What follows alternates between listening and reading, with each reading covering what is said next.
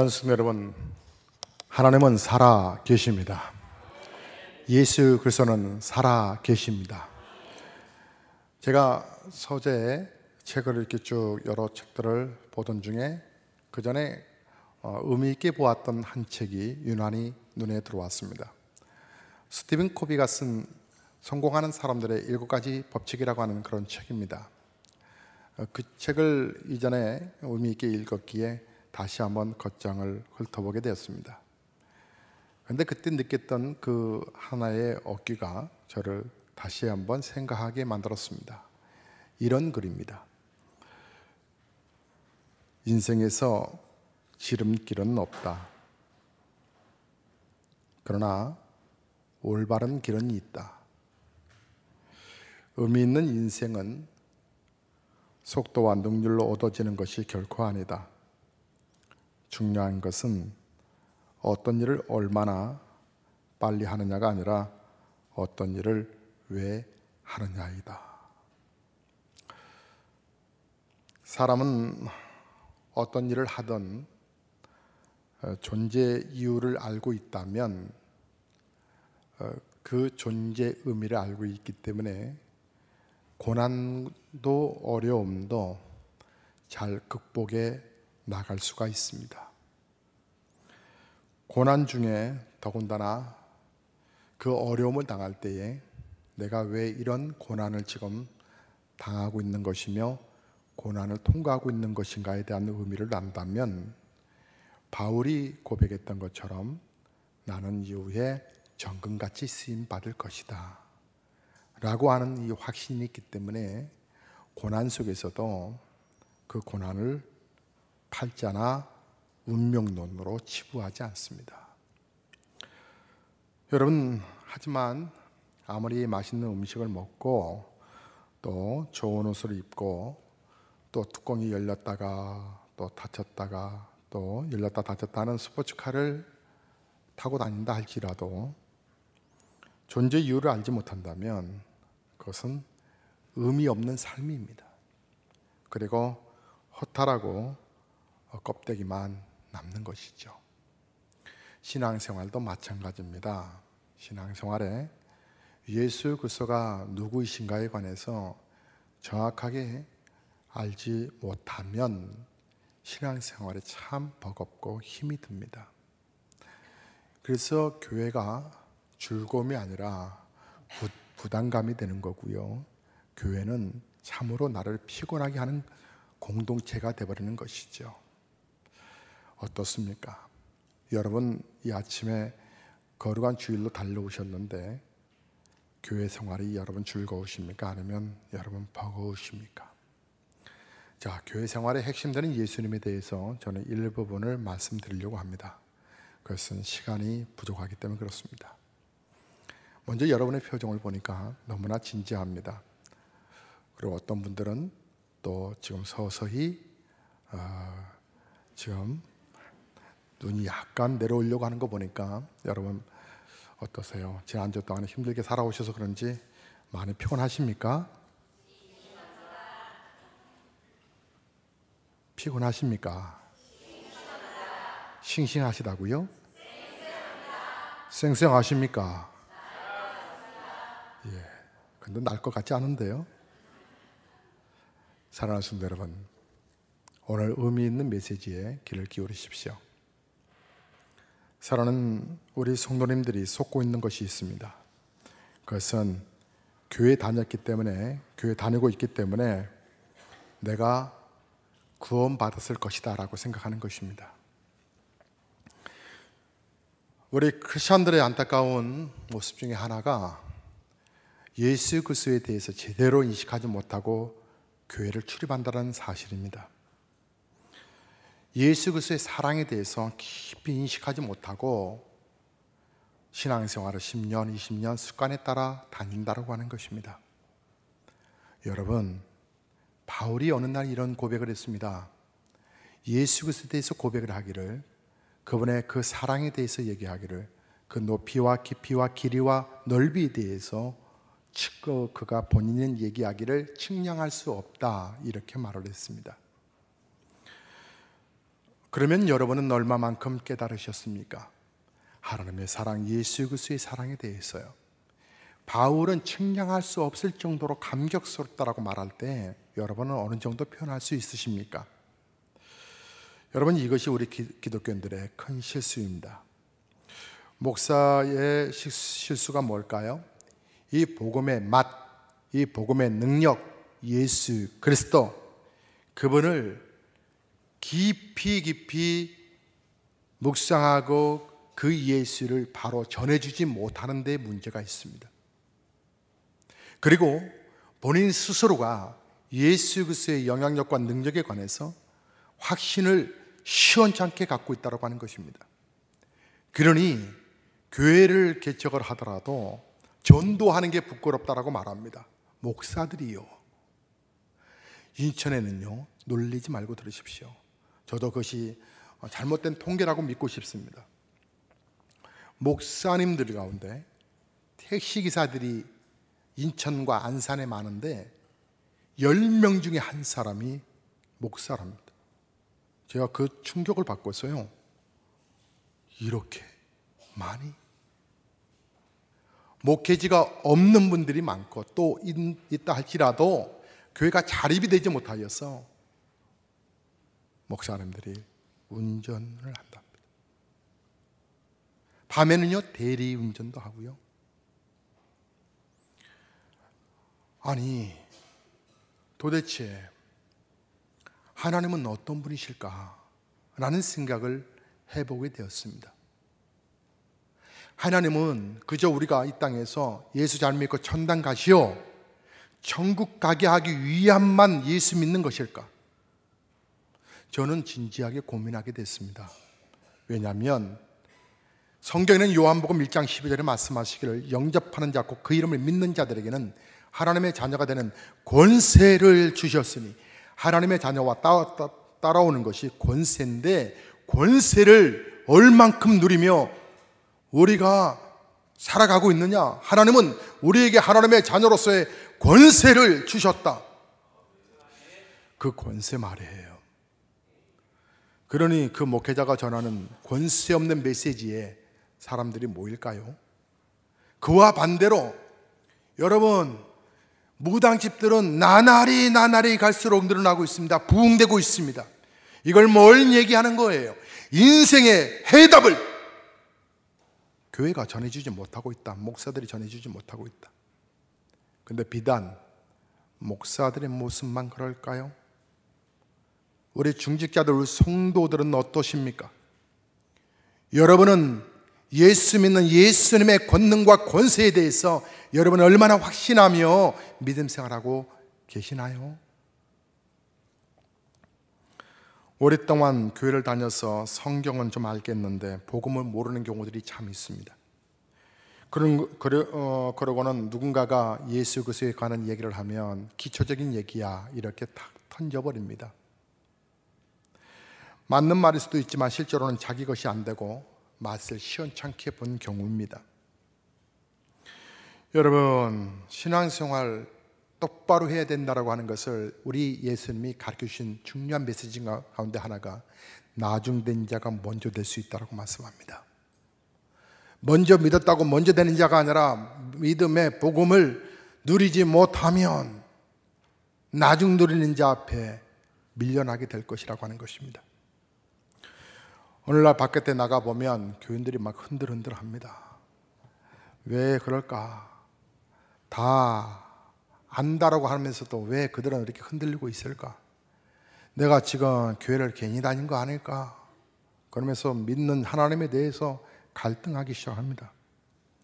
왜냐하면 맛만 살짝 봤기 때문에, 진짜 누리지 못하고 맛배기 조금만 봤기 때문에, 그 조금 맛본 것으로 교회를 신앙생활 하려고 하니까 이게 중심이 안 잡히는 거죠.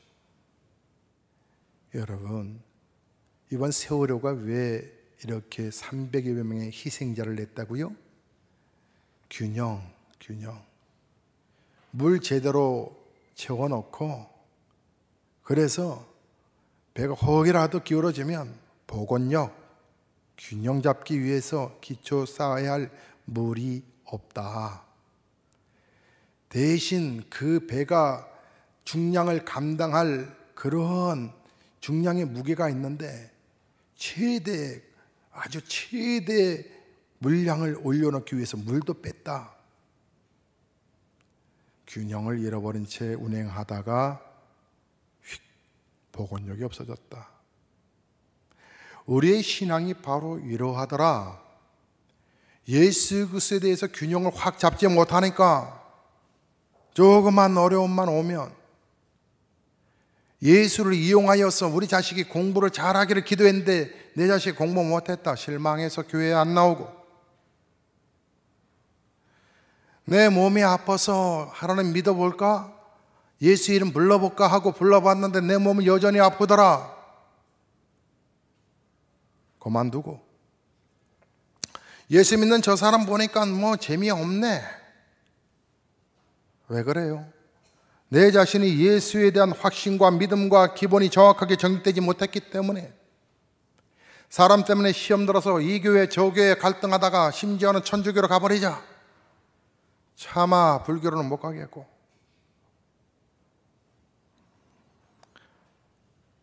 오늘날의 교인들이 교회는 다니지만 예수 그리스도를 만나지 못하여서 얼마나 균형 잡히지 못한 신앙생활을 하고 있는지 여러분은 어떠세요? 여러분 예수 그리스도에 대해서 얼만큼 알고 계세요? 여러분 예수 믿으면 구원받는다고 하는데 이 구원이라고 하는 건 뭐예요? 도대체 구원이 뭔지도 모르는데, 뭔지도 모르는 분이 전도하라 하니 미치겠지요.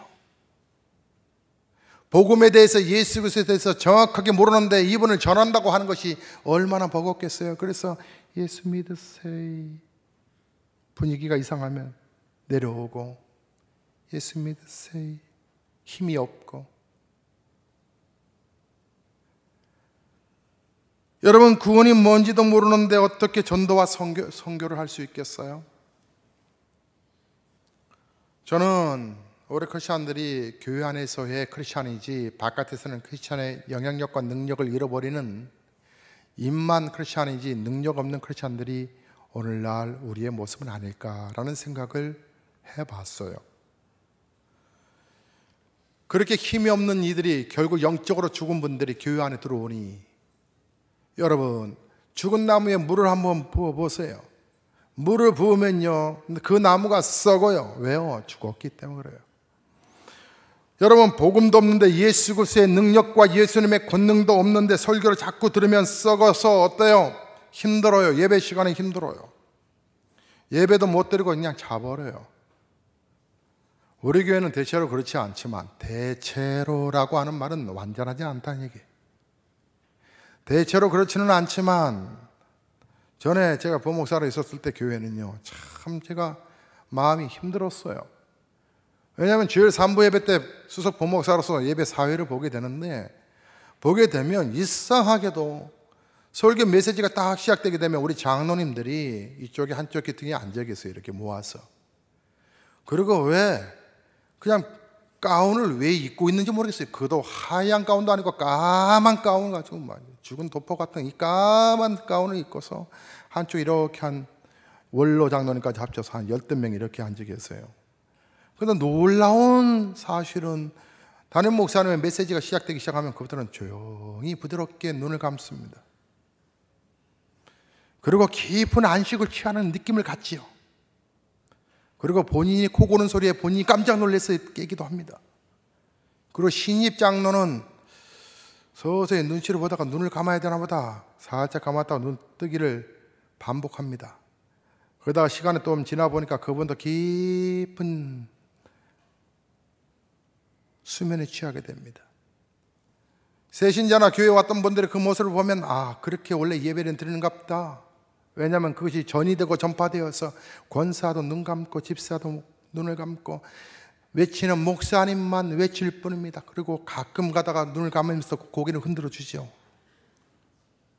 나는 안 자고 있다, 나는 말씀을 음미하고 있다라고 하는 반증의 표현을, 액션을 취하기는 하지만 분명히 자고 있었습니다. 그리고 놀라운 사건은 예배가 끝나고 나서 그들이 이렇게 얘기를 하죠. 목사님 큰 은혜 받았다고. 그리고 그분들이 모여서 하는 얘기가 교회가 어떻고 뭐가 어떻고 그들의 입속에서는 긍정과 하나님의 은혜를 찾아보는 말들을 경험해 볼 수가 없습니다. 왜냐하면 그들은 생명의 예수 그리스도에 대한 감격이 없거나 식어졌기 때문에 그렇습니다. 여러분, 복음의 비밀을 알면 굉장한 엄청난 힘이 나옵니다. 복음은 곧 예수 그리스도이십니다. 지금 기독교의 신자들이 거의 힘이 다 빠져서 영적으로 시체가 되어가고 있습니다. 영적으로 죽어 있으면 사단이 아무리 난도질을 해도 이게 사단이 장난인지를 분별을 하지 못합니다. 구원이란 무엇입니까? 여러분, 내용부터 알아야 되겠습니다.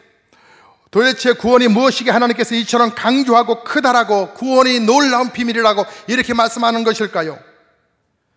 제가요, 성결대학교에서 학기가 시작되게 되면 부흥성회를 합니다. 3박 4일간 부흥성회를 하면 거기에 이제 외부 초청된 강사님들이 초청을 하는 강의를 하는데, 예배를 인도하는데, 제가 주강사로 초청받아서 신학부가 있고 인문학부가 있습니다. 신학부는 세례 교인으로 학교를 입학한 학생들이고, 그리고 앞으로 목사가 될 사람들이 여기 있고, 선교사가 될 사람이 앞으로 여기 있고, 그리고 기독교 학교의 교사로 이제 또 나갈 그런 기독교 교회학과의 그런 학생들도 있고, 그래서 기본이 신앙이 분명한 학생들이 모여진 곳입니다. 제가 어느 날 두 번째 날인가요, 집회를 하다가 학생들에게 물었습니다. 너희들에게 예수 그리스도는 누구시냐? 예수 그리스도를 제대로 아는 사람 손 들어봐라 했더니 아이들이 우물쭈물하면서 한 반절 정도 손을 들었습니다. 제가 학생들의 수백 명의 학생들한테 다시 한번 외쳤습니다. 너희들 예수 그리스도가 참으로 하나님의 아들이요 권세 있는 하나님의 귀한 구세주라고 하는 것을 확신하는 학생들만 손 들어봐라. 그랬더니 30% 정도만 손을 들었습니다. 그러니까 나머지 70%는 그래도 용기 있는 애들이죠. 어떤 용기가 있어요? 난 몰라요 라고 하는 것을 솔직히 인정한다는 게, 신학대학교에서 그렇게 인정한다는 게 용기 있는 거죠. 그런데 여러분 잘 기억하십시오. 예수 그리스도에 대해서 확신과 믿음을 갖지 못한 신학생들이 졸업하여 전도사가 되고 나중에 기회가 되어 목사가 됐다고 하면 그 애들에게 나오는 메시지가 생명의 예수가 나오겠습니까? 그 안에 예수님은 얼마나 깝깝해하며 얼마나 힘들어 하시겠습니까? 여러분, 예수 그리스도가 누구신가요? 예수 그리스도는 하나님의 아들이시요 우리의 그리스도시라고 말할 때에 그 예수는 우리 인생의 지옥과 사단과 죄라고 하는 부분을 완전히 타파하신 분입니다. 지옥을 타파하시고 사단을 타파하시고 우리의 죄를 타파하신 분, 그래서 우리의 과거와 현재와 미래를 책임져 주시는 예수 그리스도, 우리의 삶의 모든 문제를 다 가져오라, 수고하고 무거운 짐진 자들아 다 내게로 오라, 내가 너희를 쉬게 하라고 말씀하셨던 그분, 내가 곧 길이요 진리요 생명이 나로 맘지 아니하고는 하나님께로 나아갈 수가 없다라고 말씀하셨던 그분. 여러분, 사람들은 하나님을 말은 안 해도 절대자 하나님을 찾고 싶어서 얼마나 우왕좌왕하며 길거리를 돌아다니는지 모릅니다. 나무에게 또 큰 돌 앞에 이것이 신인가, 이것이 나에게 복을 주는가 찾아 나서는 반증들이 바로 그것입니다. 그래도 사람들은 찾을 수가 없었죠. 천하 인간이 아무리 노력을 하여도 예수를 만날 수가 없었고 하나님을 만날 수가 없었습니다. 그래서 하나님께서는 예수 그리스도를 이 땅에 보내셨다라고, 하나님이 우리를 이처럼 사랑해서 요한복음 3장 16절에 강력하게 하셨던 말씀이 바로 너희를 사랑하여 멸망치 않기 위하여 예수 그리스도를 보내셨다라고 말씀하셨습니다. 사도행전 4장 12절에 말씀하시기를 나 외에는 그 아버지께로 올 자가 없다라고 단호히 말씀하셨던 예수 그리스도. 그래서 다른 길을 헤매지 말고 여기 있다, 내가 아버지께로 가는 길을 알려주마, 예수 그리스도. 여러분에게 참 평안과 여러분에게 참 생명을 제공하실 분은 바로 예수 그리스도. 그분이 이어서 말씀하십니다. 사람들은 갈등하기 시작합니다. 어디서부터 문제가 시작되어 어디서부터 문제가 해결될 수 있는 것인지, 어디에서 우리의 인생의 삶이 끝나는 것인지, 어디가 분명한 목적지인지, 그것을 알려주시는 분이 바로 진리 되신 예수 그리스도이십니다. 예수님은 나는 진리다라고 말씀하십니다. 모든 인생의 고민과 문제가 여기서 다 해결된다라고 말씀하십니다. 우리의 크고 작은 모든 문제가 바로 하나님의 말씀 안에 있다라고 말씀하십니다. 말씀이신 그분이 바로 예수 그리스도라고 말씀하십니다.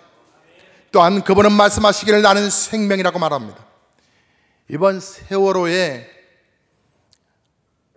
모든 국민들이 아파하고 우리도 주보 뒤편에다가 기도 제목을 놓고 함께 기도하고 있습니다만은 참 가슴이 찢어지는 이유는 사고는 날 수 있죠.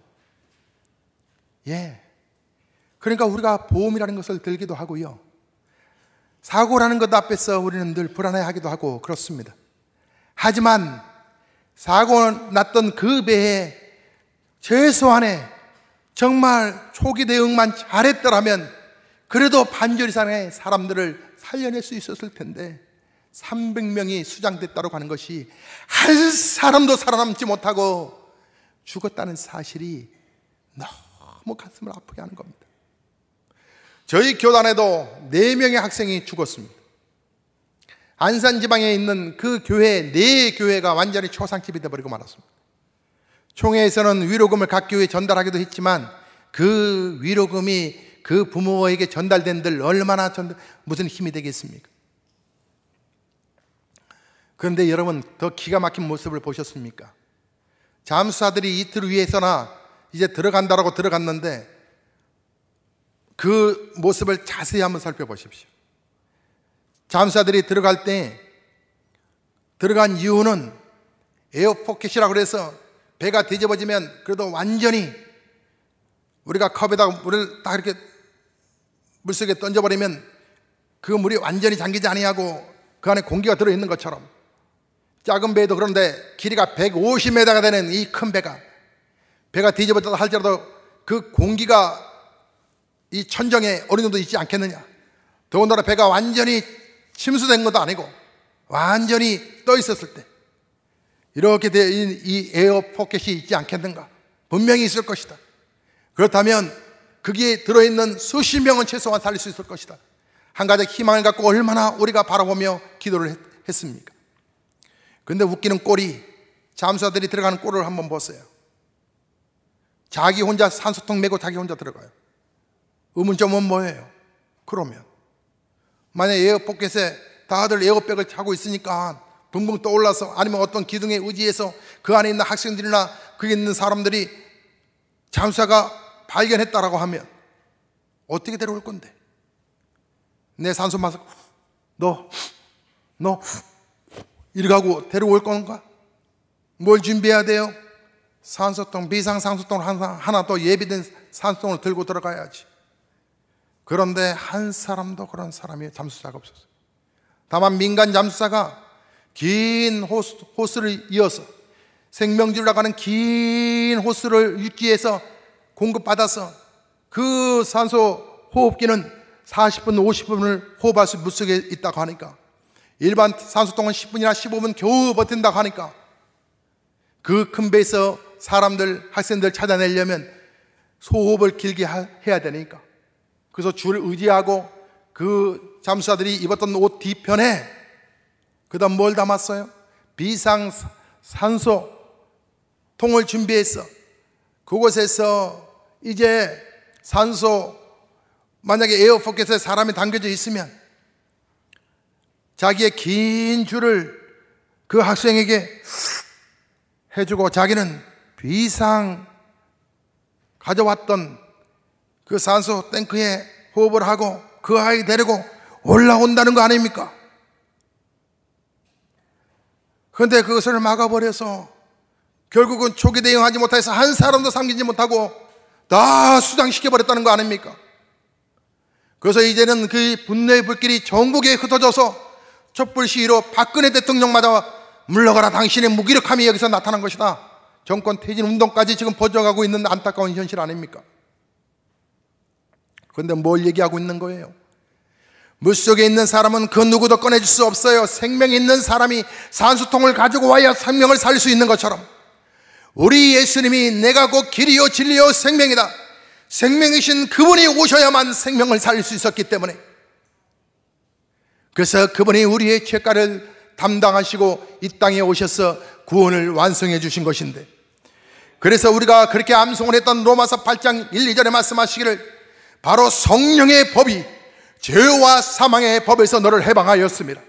죄와 사망의 법에서 해방시키신 예수 그리스도, 요한복음에서는 이어서 말씀하시기를 5장 24절에 사망에서 생명으로 우리를 옮겼다라고 말씀하신 예수 그리스도의 생명, 그 생명이 우리 안에 있음에도 불구하고 우리는 생명 대신 예수 그리스도 앞에 감격하지 못합니다.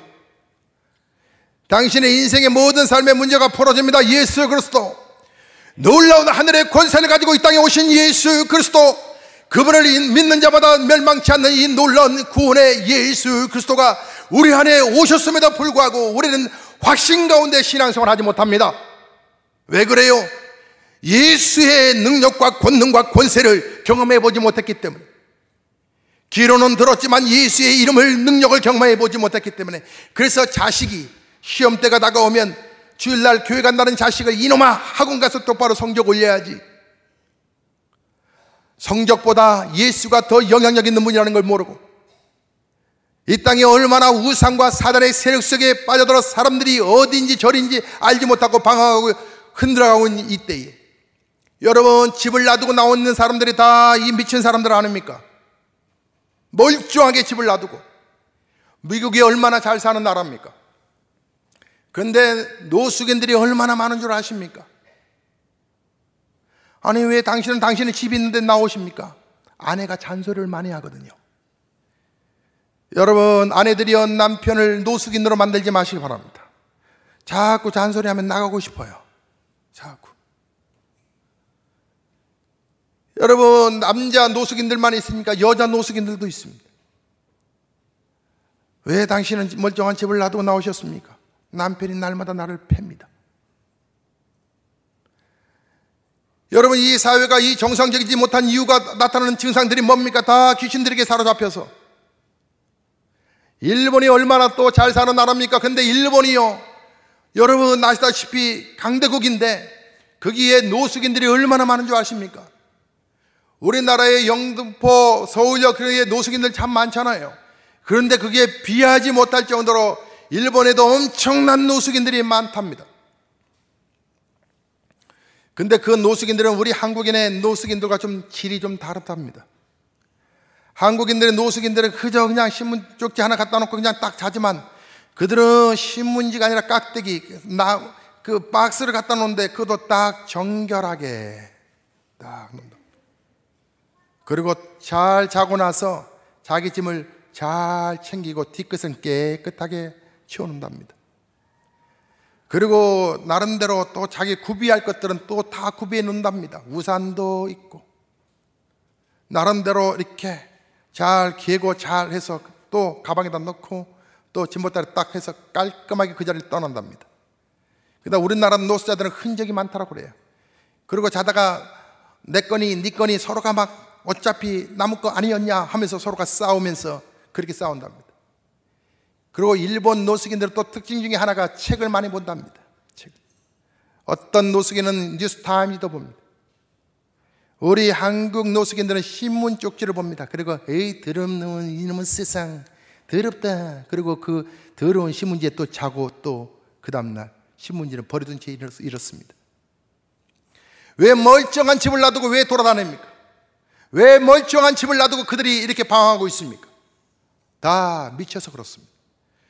영혼에 대한 방황, 삶이 어디서부터 시작되어 어디서부터 끝나는지를 알지 못하는 수많은 영혼들, 그들에게 우리 예수님이 이 땅에 오셔서 그들에게 어디가 길이고 어디가 진리요 어디가 생명인지 알려주시고 그들에게 참다운 영생의 복락과 은혜를 드러내기 위하여 우리 예수님이 오셨습니다.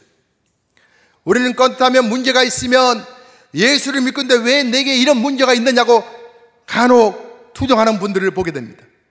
그 예수 그리스도에 대해서 그리스도의 그 은혜 속에 깊이 들어오지 못하고 그 안에서의 진리를 발견하고 그 안에서의 기쁨과 은혜를 경험하지 못하고 쉽게 신앙생활에 그 깊은 은혜를 경험하지 못하고 갈등하고 힘들어하고 있는 분들이 있습니다. 그분은 왜 그럴까요? 예수 그리스도에 대해서 정확하게 알지 못하고 있기 때문에. 그리고 예수를 이용합니다. 내 자식이 잘 되기 위한 것으로 이용합니다. 내 남편이 사업장이 잘 되는 것으로 이용합니다. 예수를 마치 부족처럼 생각하여 예수의 이름을 불렀으니까 내가 새벽기도 일주일 동안 나왔으니까 뭐가 잘 된다고 말합니다. 내가 헌금을 이렇게 드렸으니까 하나님이 잘되게 해줄 것이라고 생각합니다. 인격적으로 예수님을 만나지 못했기 때문에 예수님의 자녀가 되는 이 놀라운 축복은 우리가 마귀를 내어 쫓고 죄를 이제 완전히 죄 문제를 해결하고 귀신에게 사로잡혔던 것들을 회복하고 이제 하나님의 자녀로서 권세를 누리며 살아가는 이 축복의 은혜를, 그래서 내가 힘들 때마다 예수의 이름을 부르는 그곳에 하나님의 능력이 나타나고 예수의 이름을 부르는 곳에 하나님의 기적이 나타나고 예수의 이름 속에 하나님의 권능이 내게 임하는 것을 확신하고 나아가는 그 기쁨과 은혜를 경험하기 전에 그저 먹고 그저 내가 양육하고 그저 살아가는 데에 그저 그분이 도와주실 것으로 생각하는 그 정도의 예수를 믿고 있으니 여러분 안에 기도가 얼마나 힘드시겠습니까?